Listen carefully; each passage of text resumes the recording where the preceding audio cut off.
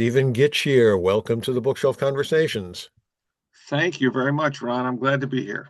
Well, this has been a busy couple of years for you. First, you came out with a book about baseball's turbulent mid-century years, and now you have the new book out about, and I'm dropping my papers all over the place here, Warm Summers and Cold Winters, How Baseball Survived the Korean War. Congratulations on that.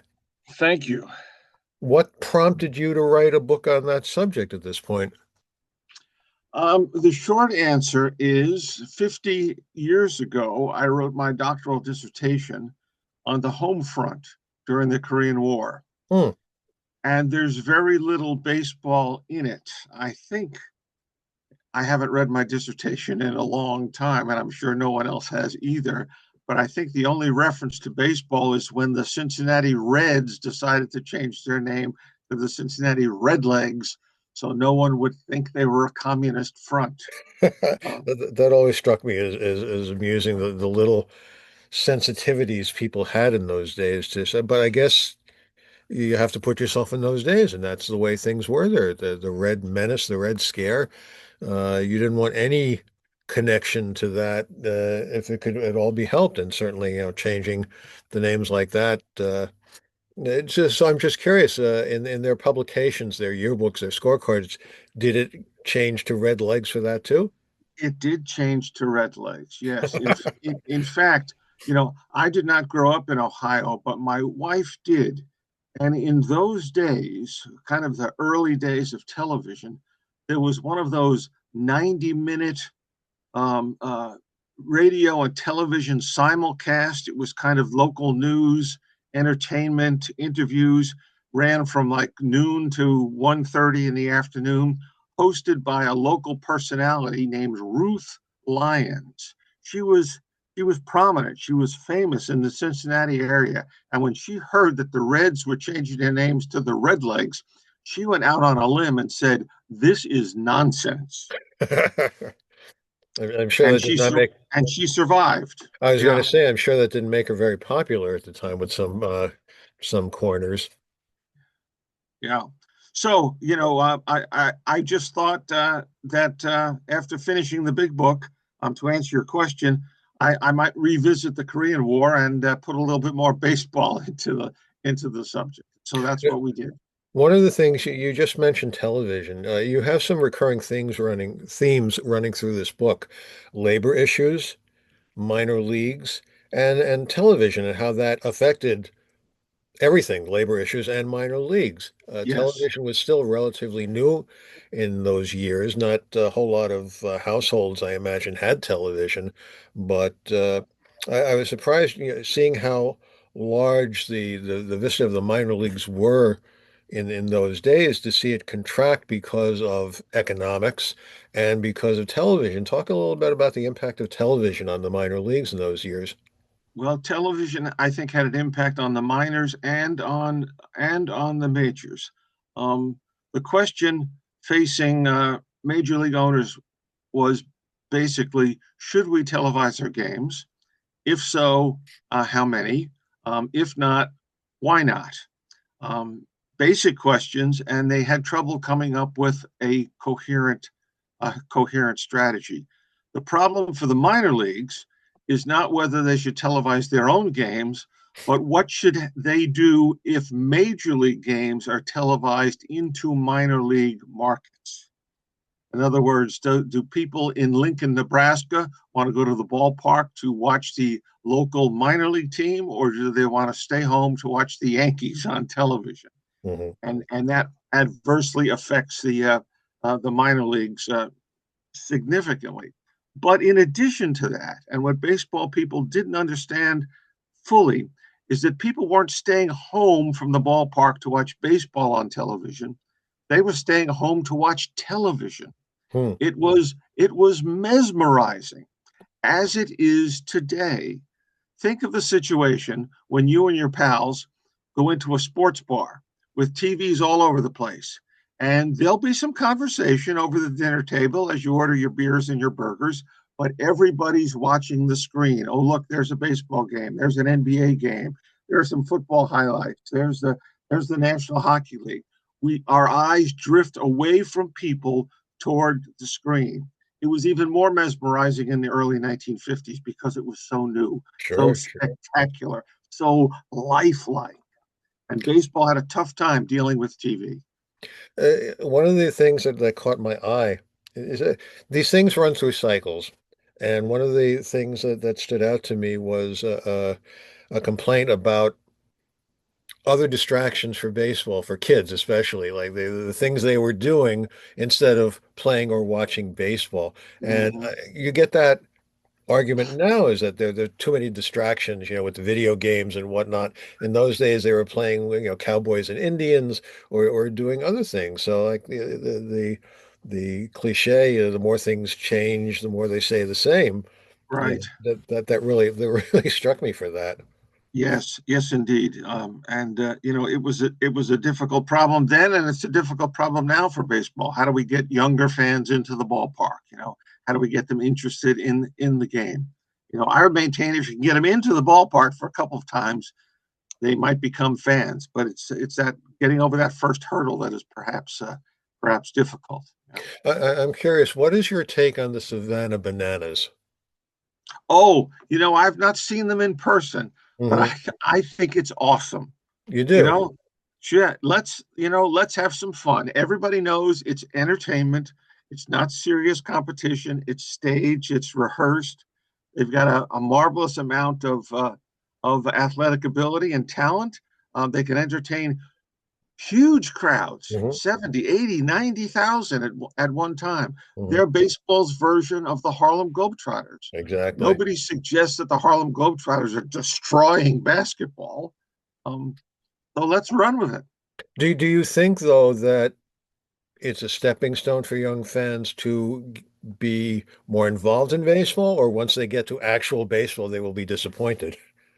Um, I think I think young fans can tell the difference. This is entertainment and this is serious baseball, and we can bridge the gap. I hope MLB is doing some market research on Hmm. fans who attend Savannah Bananas games and seeing if they can entice them into a major league or a minor league park. I hope that's true.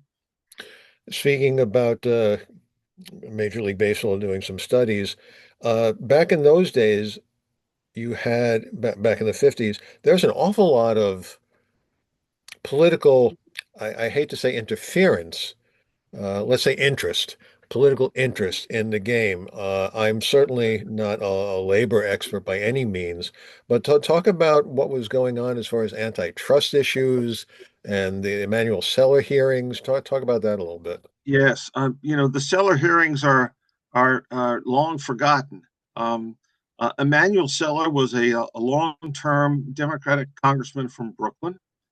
He was a baseball fan. He was a Dodgers fan because he lived in Brooklyn, and he was the chairman of the House Committee on the Judiciary, and he was also the chair of that committee's own subcommittee on monopoly power. And he and his subcommittee investigated a number of industries and to determine whether or not they were monopolies and in violation of antitrust law. And he turned his attention to baseball in the summer of 1951. The question is, of course, does baseball deserve an antitrust exclusion? Does the reserve clause hold up to legal scrutiny? And the Seller committee and baseball, of course, is terrified. They want the status quo not to change.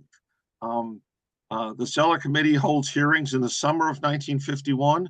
They hold additional hearings in the fall after the World Series in 1951, and baseball waits with bated breath for the report of the subcommittee to be published, which it was in 1952. The hearings, the testimony of all the witnesses available, it runs about, I don't know, 1,800 pages. It's a lot of words, as the emperor said to Mozart. A lot of words in that opera, sir. And the hearings were caused by the introduction of several bills that could have become law that would have either eliminated the reserve clause or enshrined it in law. Um, Congress didn't know which way to go. And baseball was scared. Baseball officials testified. Taylor Spink, the publisher of the Sporting News, testified. Players testified. Journalists testified. The lead witness was Ty Cobb. He spoke. He spoke first. Ford Frick, um, National League president, becoming commissioner, he testified. The result of all of that was nothing. Hmm. Was nothing. Congress decided not to act. They said this is a question for the courts to decide. And there were lawsuits in process that eventually, at least a couple of them, reached the Supreme Court. The Supreme Court, of course, took the exact opposite tack. They said this is a question for Congress to settle. And with each of them throwing the ball into the other's court, nothing happened, and baseball's legal status proceeded without change. But it was scary for a while. Now you mentioned Ty Cobb. That reminds me of another thing about things remaining the same. Players of his generation and players of more recent generations compare the way baseball was for them with those who came afterwards. And Cobb was complaining that these players are being mollycoddled and they're not as good as they. And he went after people like Ted Williams and Yes, saying that yeah, these guys were not as good as they were in my generation. To talk about that.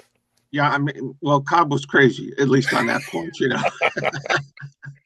I mean, if you look at any other sport, the athleticism, the talent, increases, improves over time. I mean, would we want to see the San Antonio Spurs of this year play the Boston Celtics from 1957?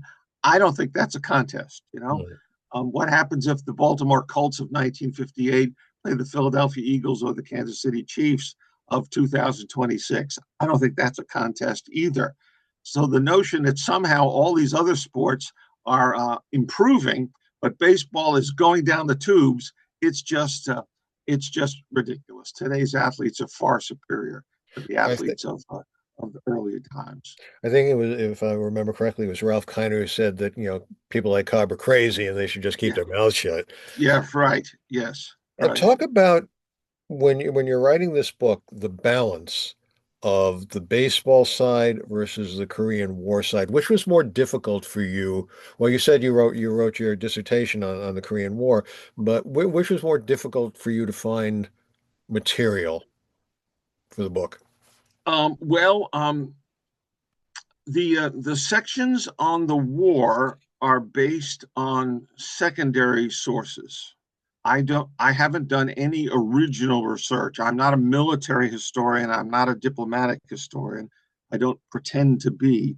So the sections on the war are to inform baseball fans um, what was going on uh, across, around on the other side of the world.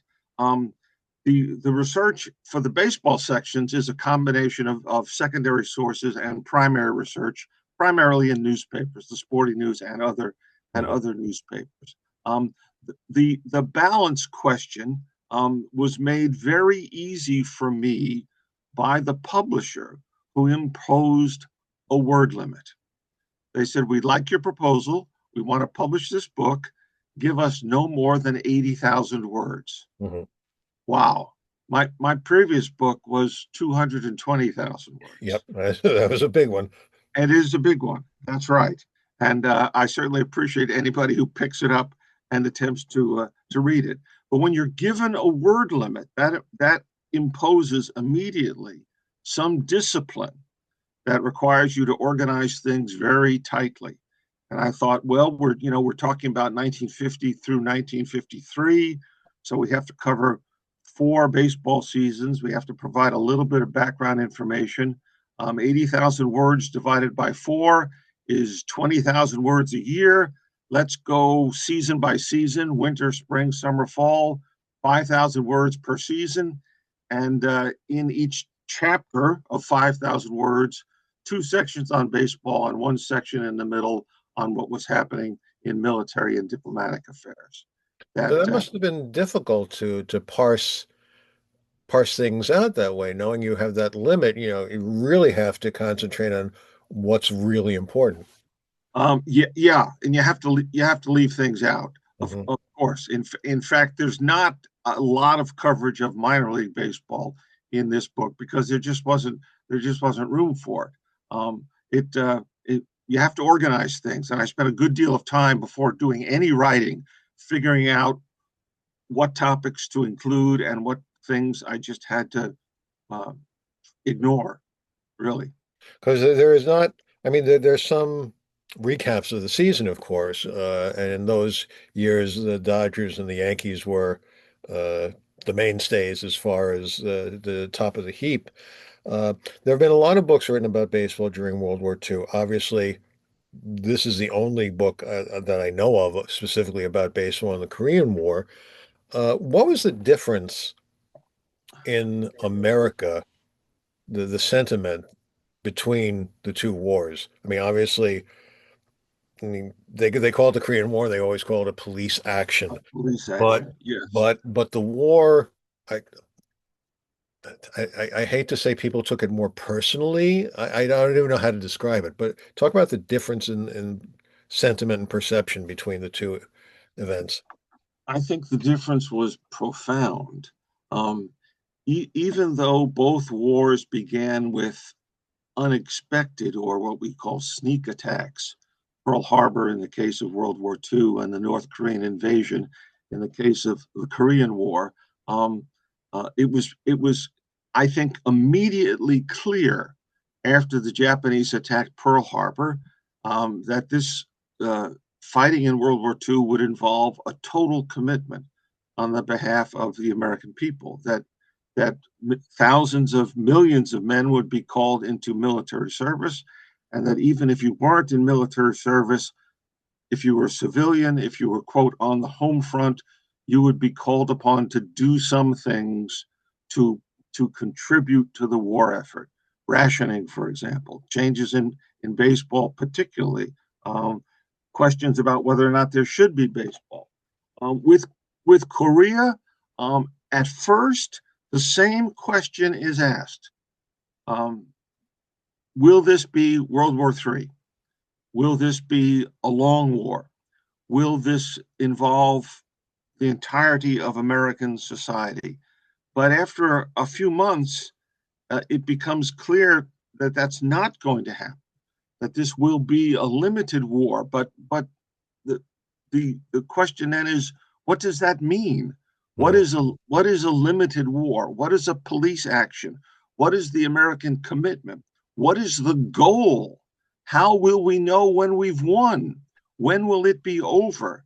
So it's a question of unease and uncertainty, and after a short period of time, disillusionment. Why is this going on? Mhm. Nothing seems to be happening. Why are people still being killed? When will this be over? Who's in charge here? And the government, the Truman administration gets blamed for this malaise. So it seems like I think it's fair to say there was a little bit of war fatigue when it came to Korea.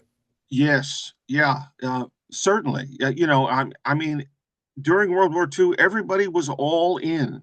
Everybody was doing something. We were buying war bonds.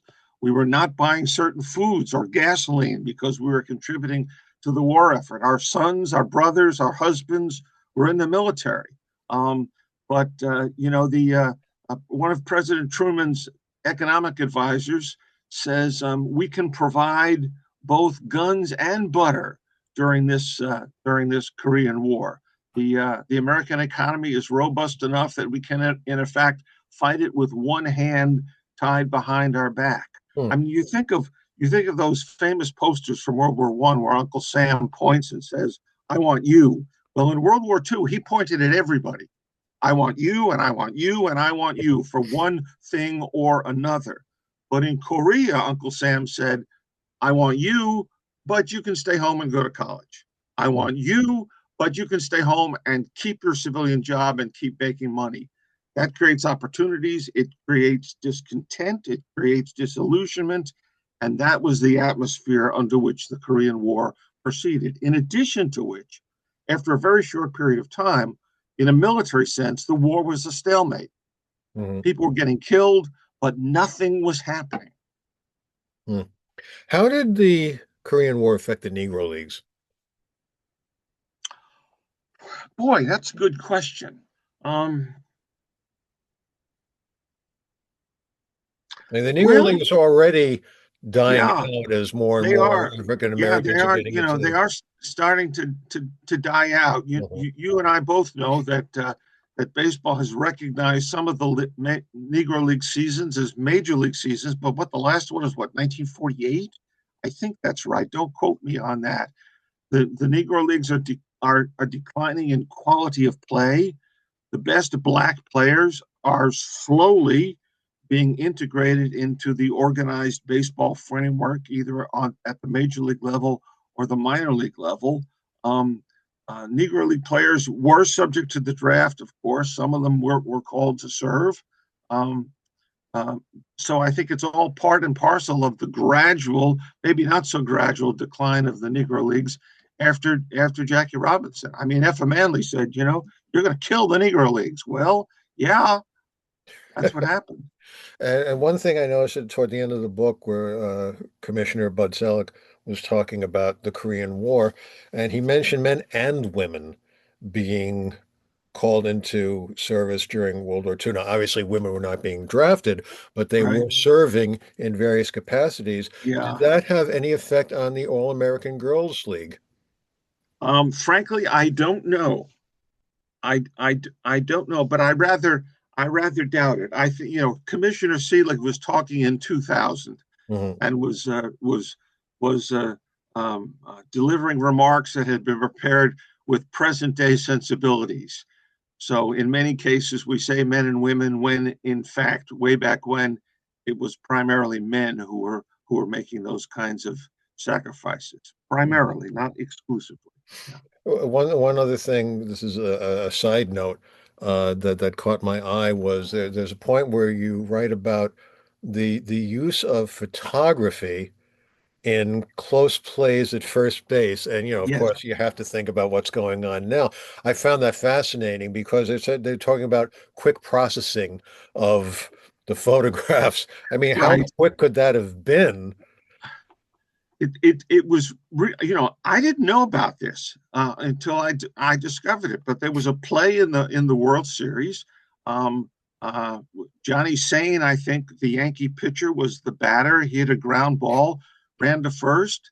Was The umpire called the play one way, and a photograph taken at the time clearly, I mean, it wasn't close, clearly indicated that the play should have been called the other way. And so there were calls at that time for what we would now call instant replay. Mhm. And people said, well, how would we do this? Well, you'd have a photographer on the field or close by, and we could develop the film quickly and take a look at it and reverse the umpire's call if it had been incorrect. Gosh, what a concept. Well, I guess they were doing it in horse races, Yeah, right. Photo finishes in right? horse races. Absolutely. Yeah. Okay. So it could have been done, but I think, to his credit, Commissioner Frick said, look, everybody on the baseball field makes mistakes. The fielders make mistakes, the pitchers make mistakes, the hitters make mistakes, umpires makes mistakes too. It's just part of the game. Well, we've moved beyond that now, haven't we? I want to get back to talking about the process of the actual writing of the book. Certainly, you've written books over the years, so you must know how the publishing industry has changed as far as the resources they use to do things like fact check, copy edit, things like that. Talk about the differences and how does that make things easier or more frustrating for you? My publisher did not do any fact checking. Hmm. That was up to me. I sent the manuscript to two friends. I asked them to do fact checking to find some mistakes. They were very, very helpful. The publisher did do a copy edit, um, and uh, and we made some changes because of that. But to a very large extent, this kind of publishing in this day and age is the work of the author. Hmm. And the publisher does some marketing. They certainly put the book together. They design the cover, and they help to sell it. But you're out there, without the kind of support that Ernest Hemingway had from Scribners back in the 1920s and 30s. Now Yeah, this book is published by, it's not Bloomsbury. Bloom's. Okay. The previous book on the mid-century turmoil was New University of Nebraska Press. That's right. Yes, yes, So this also seems like the kind of topic that they would cover. University presses are famous for picking up on topics that, no disrespect intended at all, would not be as popular with the general public as, let's right. say, another biography on Babe Ruth or Mickey Mantle. Yeah. I just, I had no dissatisfaction with the University of Nebraska Press at all. I think they did a fine job on the big book, and I love the cover design that they came up with. I just wanted to try somebody else, just for just to see how it would work, and my relationship with Bloomsbury has been very fine as well. So I've got no complaints. Well, there should be no complaints. This is an excellent book of a topic that has been overlooked for many years. The name of the book is Warm Summers and Cold Winters: How Baseball Survived the Korean War, and we've been talking with author Stephen Gietschier. Thank you so much for talking with us today, and good luck with the book. Well, thank you very much, Ron. I appreciate the opportunity.